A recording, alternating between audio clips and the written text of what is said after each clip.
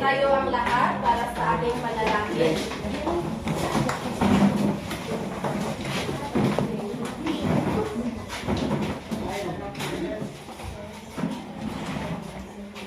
Ate Rebecca, maaari mo bang pangunahan ang ating panalangin? Opo, teacher.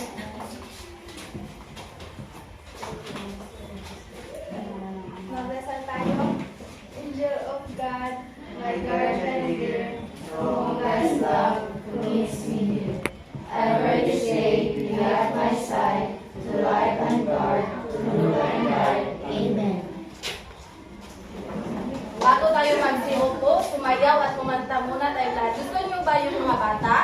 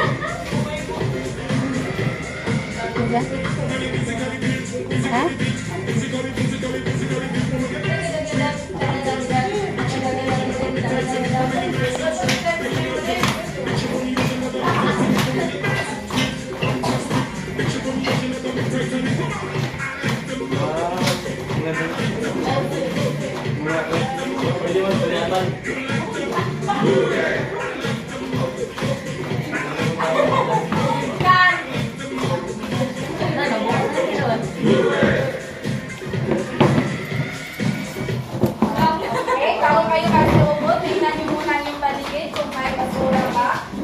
Wala po, teacher. Okay. Tingnan niyo nga ang inyong mga katabi kung may lumiban pa sa ating klase ngayon. Meron po, teacher. Sino? Okay.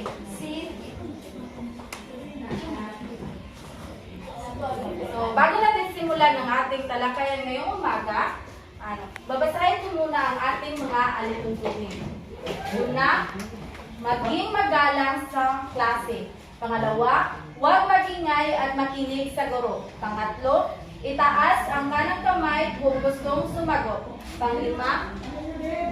Pang-apat, panatilihing malinis ang paligid. Okay mga bata, basahin. Maging magalang sa klase. Huwag maingay at makinig sa guro. Itaas ang kanang kamay kung gustong sumagot. Panatilihin malinis ang paligid. Naintindihan niyo ba mga bata? Opo. Opo. Okay. Ngayon, bago tayo magpatuloy, sino nakaalala sa ating talakayan kahapon? Teacher. Yes, Ate Rebecca. Ang talakayan po natin kahapon ay tungkol sa magandang maibubunga ng pagpapakita ng talento. Okay, tama. Ngayon, kung naalala niyo pa talaga ang ating talakayan kahapon, may papakita akong mga tanong.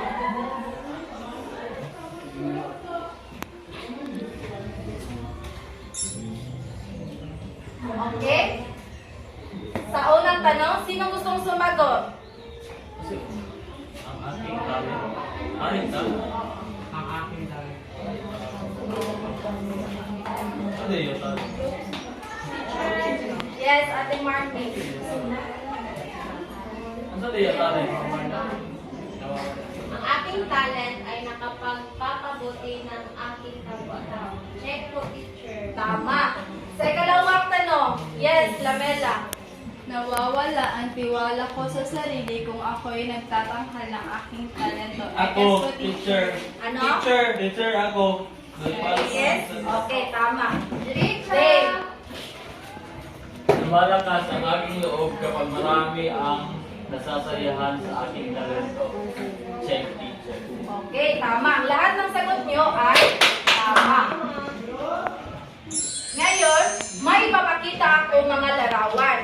Ang tanging gawin nyo lang ay hulaan kung ano ang nasa larawan. Naliligo! Yes, Bete. Teacher, naliligo po yan, teacher. Tama. Sa ikalawang larawan. Nagtututbrush. Yes, Shala. Nagsisimil yung teacher. Tama. Teacher. Teacher, Yes, Lovely.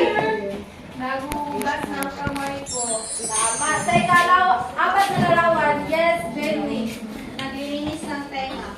Okay, tama. Sa ikalima, yes, Teacher Campos. Tama. Lahat ng sagot nyo ay tama. Ano sa tingin nyo ang ating talakayon ngayong umaga? Tungkol sa pag-aalaga. Yes, Saan? lovely. Tungkol po sa pamamahala, paglilinis at pag-aayos sa sarili. Okay, tama.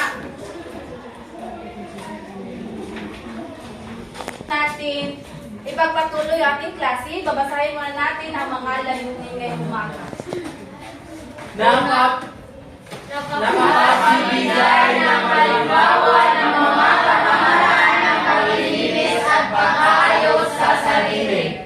Naisasagawa ang wastong pamamaraan ng paglilinis at pag-aayos sa sarili at napapahalagahan ang pagpapanatili ng kalinisan, kaayusan at pag-iingat ng sarili. Sarili.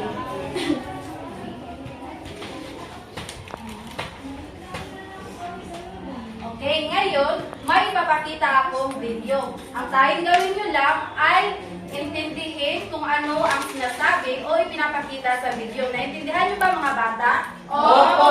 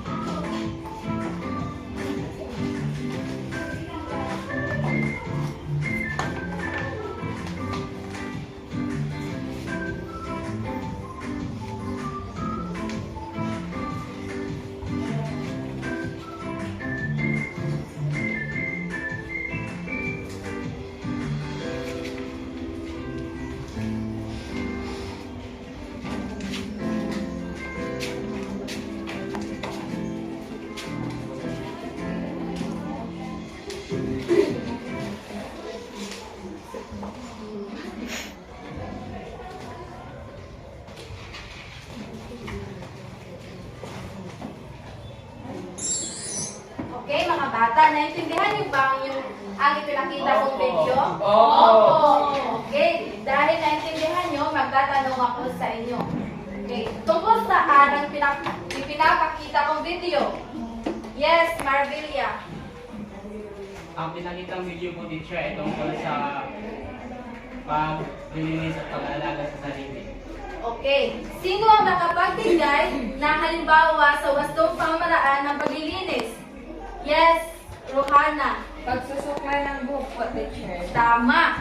Yes, Rebecca. Pagsisipilyo, pagligo, ang ating pagsisipilyo po, teacher. Okay. Bakit mahalaga na mapanatili nating malinis ang ating sarili? Yes, Kagadas. Para po, teacher, hindi madaling magkasakit at meron po tayong malusog na katawan.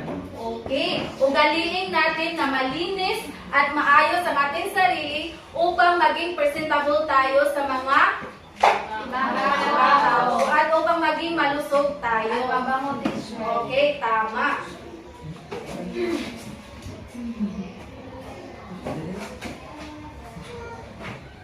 Gusto nyo ba ng activity mga bata? Opo, teacher. Ngayon, hahatiin ko kayo sa 3 pangkat. Mula kay Ate Marmy hanggang kay Ate Anacel, kayo ang unang pangkat. Mula kay Kagadas hanggang kay Sheila. At kay Bayonista, kayo ang 2 pangkat. Mula kay Auman hanggang kay Jeffrey, kayo ay 3 pangkat. Ang gagawin ng unang pangkat ay iguhit ang wastong pamaraan ng paglilinis at pag-aayos sa sarili. Sa 2 pangkat naman,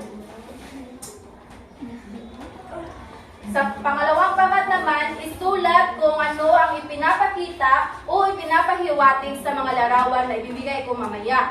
Sa 3 pangkat naman, ay magbigay ng mga halimbawa na nagpapakita ng wastong pamaraan sa paglilinis at pag-aayos sa sarili. Naintindihan niyo ba mga bata? Okay, bibigyan ko kayo ng 5 minuto upang tapusin ang iyong mga gawain. 2 pangkat at 3 pangkat. Okay, maaari nyo na simulan ang inyong mga gawain.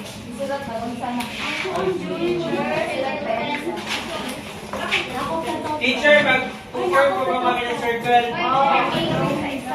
Gumawa ng bilog ang bawat grupo upang kayo ay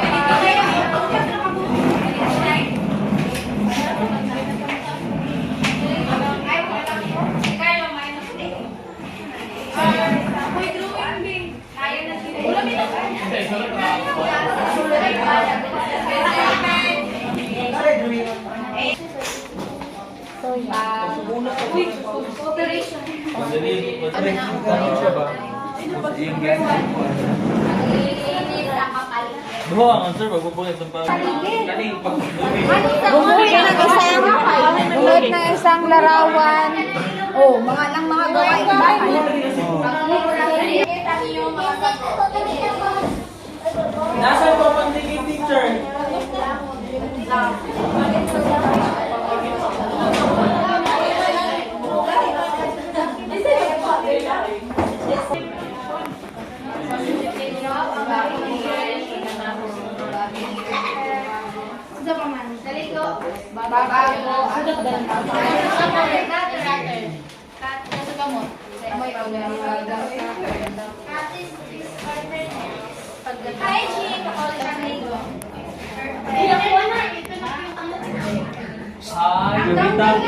Vita, Mother. asa magagig ka na nila ang mga approaches sa iyo? Magkita ko lang. Kaya, usang nga page. Ay, ka na yung fake one. Okay, manininig ang lahat. Okay, dahil tapos na kayong lahat na gumawa ng inyong mga gawain, maaari po bang tawagin ang kinatawan ng pangkat una upang ibahagi ang iyong sagot? Magandang araw po, teacher. Magandang araw po, klase. Ito ang aming ginuhit. Ang unang larawan na ginuhit namin ay ang tenga or ang paglilinis ng tenga. Kailangan tayo maglinis ng tenga para hindi madumi ang ating tenga. Pangalawa ay pagsusuklay ng buhok. Pangatlo ay ang pagpili ng wastong damit para sa iyong pupuntahan. At ang pang-apat, ang paggugupit ng iyong kuko. Ito ang mga bagay na kailangan natin gawin sa araw-araw para maging presentable tayo sa tingnan ng ibang tao. Yun ang po, teacher. Okay, bigyan natin ng 3 bagsak. Ang pangkat una. Okay, pangkat dalawa at pangkat tatlo. Tama ba ang sagot ng pangkat una? Okay. Tama? Sunod-sunod. Okay, pakinggan naman natin ang sagot ng pangkat dalawa. Ang kinatawan ng pangkat dalawa, maaari bang tumayo? Tumayo ka, kinakatawan. Ito po ang aming gawa sa mundo. Una ay ang larawan ay nagpapahayag ito na dapat tayong mag-unas ng ating pawis. Ang pangalawang litrato naman ay pagpuputol ng kuko at ang pangatlong litrato ay paglilinis ng ilong. Tama. Ang sagot ng pangkat dalawa ay tama. Bigyan natin sila ng 3 bagsak. Okay, maaari bang tumayo ang katawan ng pangkat tatlo upang ipahayag yung sagot? Magandang umaga mga klase. So, ang atakang sa amin ay magbigay ng mga 3 halimbawa ng mastong pamamaraan ng paglinis ng ating sarili. So, ang una namin ay paglilinis ng ating katawan sa pamamagitan ng pagligo, pagsisipilyo bago at pagkatapos kumain at panghuli, pagsusuot ng malinis at angkop na damit t-shirt. Okay, tama. Ang sagot ng pangkat tatlo ay Bigyan. okay. Bigyan naman natin ng 3 bagsak ang pangkat tatlo. Okay, ngayon para sa karagdagang gawain, ang gagawin nyo ay isadula kung ano ang larawan na ibibigay ko sa inyo. Naintindihan nyo ba mga bata? Opo! Para sa pangkat una, pangkat dalawa, at sa pangkat tatlo.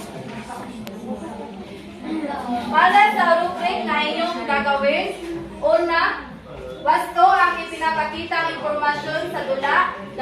Pangalawa, angkop na tema sa dula at maayos at makapukaw pansin ang pagsasadula. Maaari nyo nang gawin ang inyong mga gawain.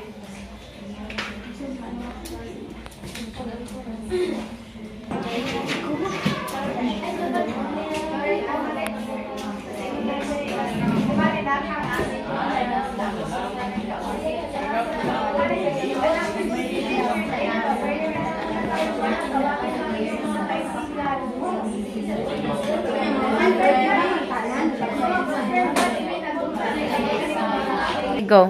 Okay, may 1 minuto na lang kayo upang gawin ang inyong mga gawain. Okay, go. Okay, pangkat una, maaari nyo bang ibahagi ang inyong pagsasadula dito sa harap?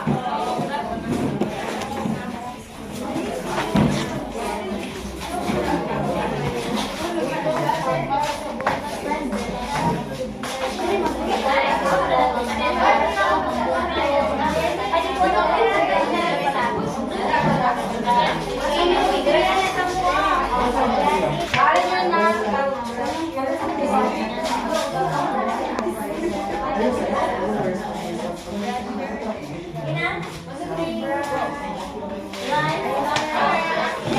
Mama, lalabas muna kami ni Janet. Maglalabas muna kami. Halika na, Janet. Pwede ba kami ni Janet? Oo, sumali kayo.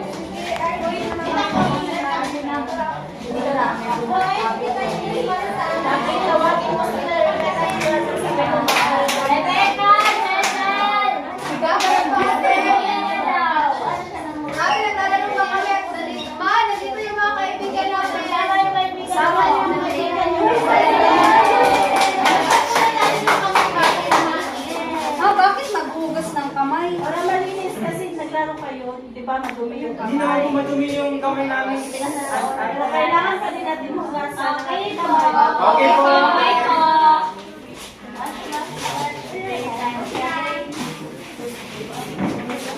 thank you po. Yun lang po. Okay, palakpakan natin ang... Okay, ngayon, atin naman tingnan ang pagsasadula ng pangkat dalawa. Dali na mo. Ayun na. Ako. Ay, ako. Okay, action. Good morning, class. Good morning, teacher Lizelle. Ay, sabi ko eh. Good morning, class. Good morning, teacher Lizelle. Please sit down. Before ka mag-start sa atong klase, I will check your nails and your ears, ha? Okay, Dave. Okay, clean ears. Okay, clean. Shella. Nails. Okay, clean. Ears. Clean. Okay, Crystal. Nails. Clean. Ears. Clean. Okay, Rose. Nails clean. Ears clean. Okay, Marjun. Your nails clean. Your ears. Marjun, did you clean your ears? Martin, teacher, dito po. Ayaw mo pa rin na. Nalintan na ni Marjun mag-clean sa iyang ears. Uma, imuha na limpihan ha.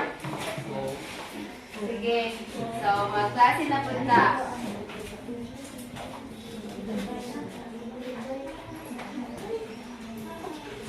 Wala, Martin, asa ba ka? Oh, wala, itong Mami! Anong giyak-giyakan ka? Mami, awal ko na gusto lang, Mami. Anong yawan ng kanila? Buwan daw, go kill. Ala, mula nila akong gingon sa imo nga hinuan nato na imo ang ganun mag-ilang man sab.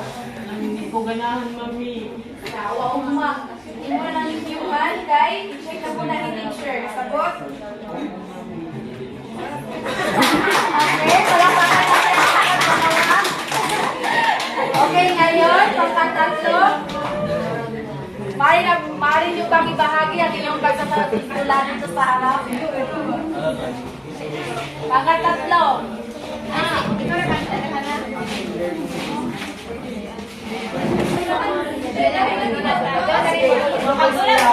Lights, camera, teacher. Lights, camera, action. Walang pasok. Naglaro kami. Teacher, say, away. Ayawan na natin, kalkan kayo po. Para nakapag-playing ako. Dili ba yung namayon ninyong gibuhat ha? Listen to my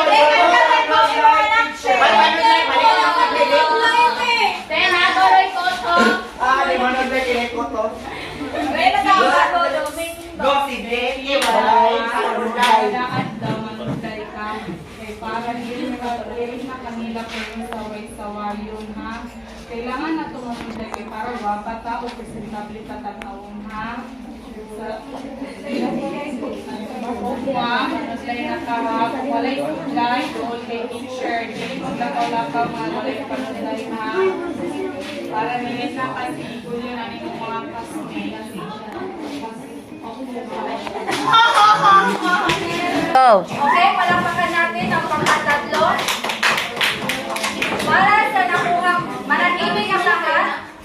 Para sa nakuhang puntos ng pangkauna ay nakakuha kayo ng 48 puntos. At sa ikalawang pangkat naman, nakakuha kayo ng 49 na puntos. Yay! 49. Amo. At sa Ikatlong. tatlong pangkat, nakakuha kayo ng 49 na puntos. Yay! Okay, palakpakan natin ang mga sarili. Ngayon, magtatanong ako sa inyo kung naintindihan niyo ba talaga ang ating talakayan. Tungkol saan ang ating talakayan ngayong umaga, mga bata? Yes, Jenny? Tungkol sa pangangalaga sa sarili. Okay, ang ating talakayan kanina ay tungkol sa wastong pamaraan ng paglilinis sa sarili.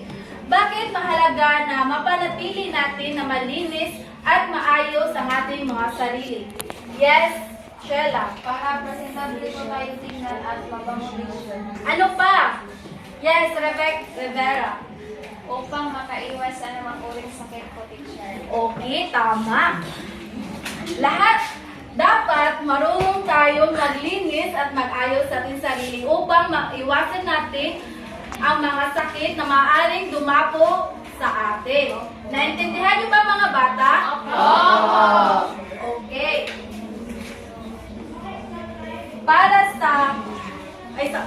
Ngayon, magkakaroon kayo ng maikling pagsusulit upang masugat ko kung naintindihan niyo ba talaga ang ating talakayan. Okay, kumuha ng isa at ipasa sa likod.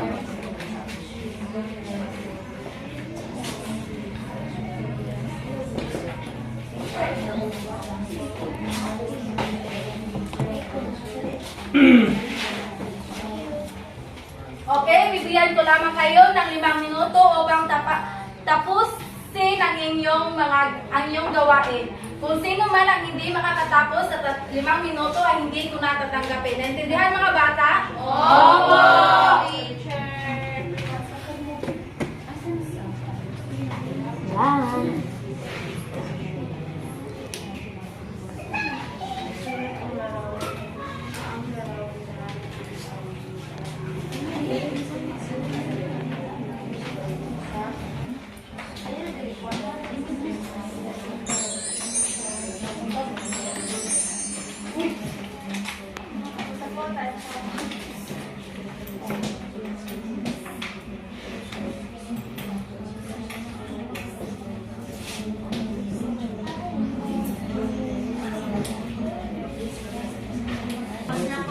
Kung sino natapos, pakipasa dito sa harap.